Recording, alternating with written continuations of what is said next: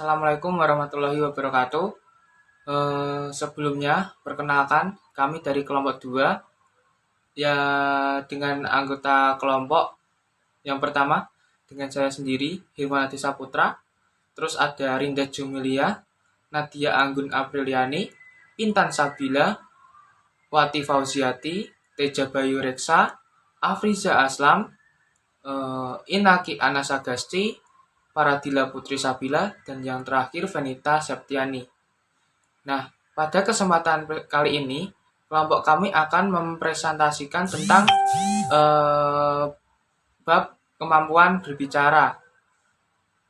Selanjutnya akan disampaikan oleh rekan saya. Silahkan. Saya Wati Fauziati, NPM 20120371. Di sini saya akan menjelaskan tentang isi dari presentasi kelompok kami kali ini. Yang pertama ada pengertian, menjelaskan tentang pengertian berbicara menurut para ahli dan secara umum. Yang kedua akan dijelaskan pula mengenai tujuan, yang isinya berisi tentang tujuan dari berbicara itu sendiri. Yang ketiga adalah manfaat, menjelaskan manfaat dari berbicara. Perkenalkan, nama saya Afriza Aslam, nomor NPM 2012034, akan mempresentasikan pengertian tentang bicara. Menurut Brown dan Yuli, berbicara adalah kemampuan mengucapkan bunyi-bunyi bahasa untuk mengekspresikan atau menyampaikan pikiran, gagasan, atau perasaan secara lisan. Menurut Taringan, berbicara adalah kemampuan mengucapkan bunyi-bunyi artikulasi atau kata-kata untuk mengekspresikan, menyatakan, serta menyampaikan pikiran, gagasan, dan perasaan. Saya Nadia Anggun Apriliani. Saya di sini akan membacakan pengertian berbicara menurut dua sumber. Yang pertama yaitu sumber dari Haryadi dan Zamzani. Kemudian sumber yang kedua yaitu dari Slamet dan Amir. Sumber yang pertama yaitu dari Zamzani dan Haryadi. Mereka menyampaikan bahwa berbicara adalah suatu penyampaian maksud seperti ide, pemikiran, atau isi hati seseorang kepada orang lain dengan menggunakan bahasa lisan, sehingga maksud tersebut dapat dipahami oleh orang lain. Pendapat yang kedua yaitu menurut Slamet dan Amir. Menurutnya, berbicara adalah keterampilan menyampaikan pesan melalui bahasa lisan sebagai aktivitas untuk menyampaikan gagasan yang disusun serta dikembangkan sesuai dengan kebutuhan penyimak. Assalamualaikum warahmatullahi wabarakatuh. Perkenalkan, nama saya Venita Septiani, NPM 2012014. Di sini saya akan membacakan pengertian dari berbicara. Jadi, dapat disimpulkan bahwa berbicara adalah kemampuan mengucap kata-kata dalam rangka menyampaikan atau menyatakan maksud, ide, gagasan, pikiran, serta perasaan yang disusun dan dikembangkan sesuai dengan kebutuhan penyimak, agar apa yang disampaikan dapat dipahami oleh penyimak.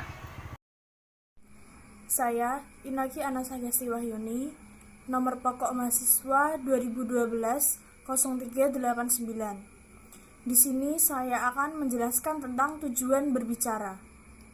Secara umum, berbicara adalah untuk berkomunikasi, memberitahukan atau melaporkan informasi kepada penerima informasi, meyakinkan atau mempengaruhi penerima informasi untuk menghibur, serta menghendaki reaksi pendengar atau penerima informasi.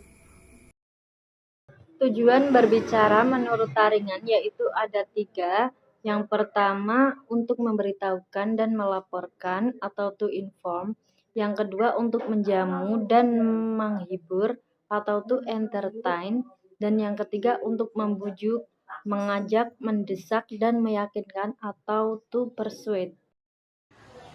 Assalamualaikum warahmatullahi wabarakatuh. Perkenalkan, nama saya Teja Bayu Reksa. Di sini saya akan membacakan tujuan berbicara menurut Goerskeraff. Menurut Goerskeraff, tujuan berbicara ada 3. Yang pertama, untuk meyakinkan pendengar. Yang kedua, menghendaki tindakan atau reaksi fisik pendengar. Yang ketiga, memberitahukan dan menyenangkan pendengar. Tujuan berbicara menurut Mulyana. Yang pertama adalah tujuan sosial. Sebagai sarana untuk membangun eksistensi diri, konsep diri, kelangsungan hidup, memperoleh kebahagiaan, dan menghindari tekanan. Kedua adalah ekspresif, untuk mengekspresikan perasaan pembicara kepada orang lain. Yang ketiga adalah ritual. Doa dijadikan sarana untuk berkomunikasi dengan Tuhan.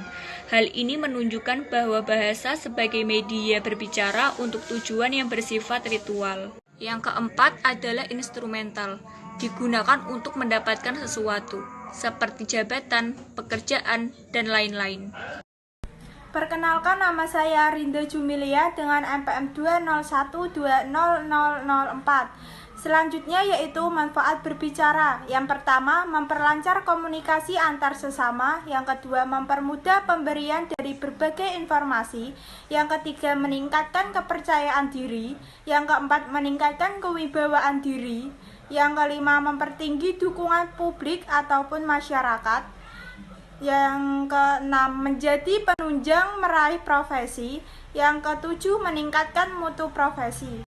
Teman-teman sudah menyaksikan dan mendengarkan paparan dari kelompok kami. Kami dari kelompok 2 meminta maaf apabila ada salah kata dalam penyampaian materi. Wabillahi taufiq wal hidayah. Wassalamualaikum warahmatullahi wabarakatuh.